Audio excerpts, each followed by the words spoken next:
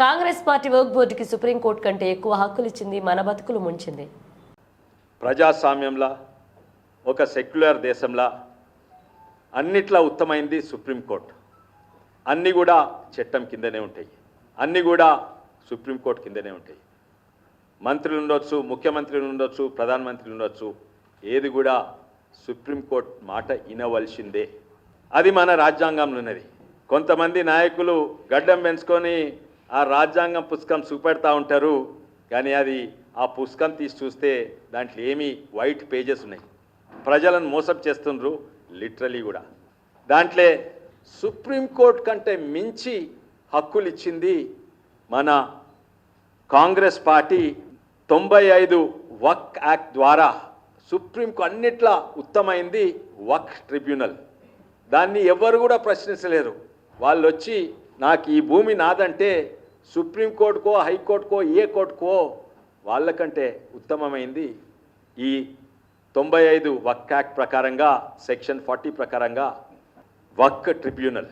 అందరికీ కళ్ళు తెరవాలి, ఏ పార్టీ అని ఉండరు, భారతీయులందరికీ కళ్ళు తెరవాలి. ఇంత ఘోరమైన చట్టం తీసుకొచ్చింది.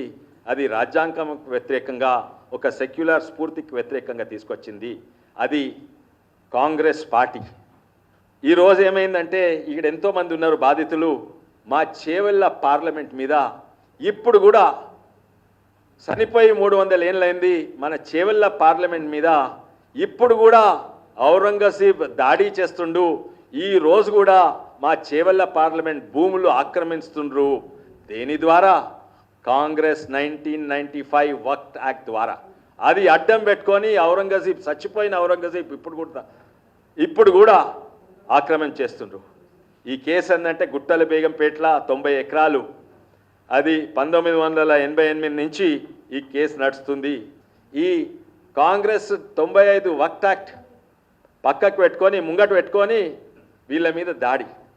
వాళ్ళు కోర్టుకు పోయినరు, హైకోర్టుకు పోయినరు, గెలిచిండ్రు, సుప్రీంకోర్టుకు పోయినరు, గెలిచిండ్రు. ఆ సుప్రీంకోర్టు కూడా ఇది తప్పు, ఏది ఔరంగజేబు ఇచ్చిన గిఫ్ట్ అంటే నోటి మాటతో గిఫ్ట్ ఇచ్చిండు. వీళ్ళేమో ఇంతమంది డాక్యుమెంట్లు పెట్టుకున్నారు, పట్టా, పాస్బుక్, పహానీలు, సేల్ డీడ్లు అన్నీ పెట్టుకున్నారు. అదంతా ఒక్కెత్తైతే ఔరంగజేబ్ నోటి మాట 300 ఏళ్ళ కింద ఇచ్చిన నోటి మాట దీనికంటే ఎక్కువ విలువ. సుప్రీంకోర్టు కొట్టేసింది. కానీ ఏ గ్రౌండ్స్ మీద కొట్టేసింది?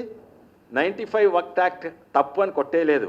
ఏంటంటే మీరు నోటీస్ ఇచ్చిన ప్రకారము తప్పు, మళ్ళా నోటీస్ ఇవ్వండి. అయితే వక్ వీళ్ళకి మళ్ళా నోటీస్ ఇచ్చి మళ్ళా దాన్ని స్టే ఆర్డర్ క్లెయిమ్ చేస్తున్నారు.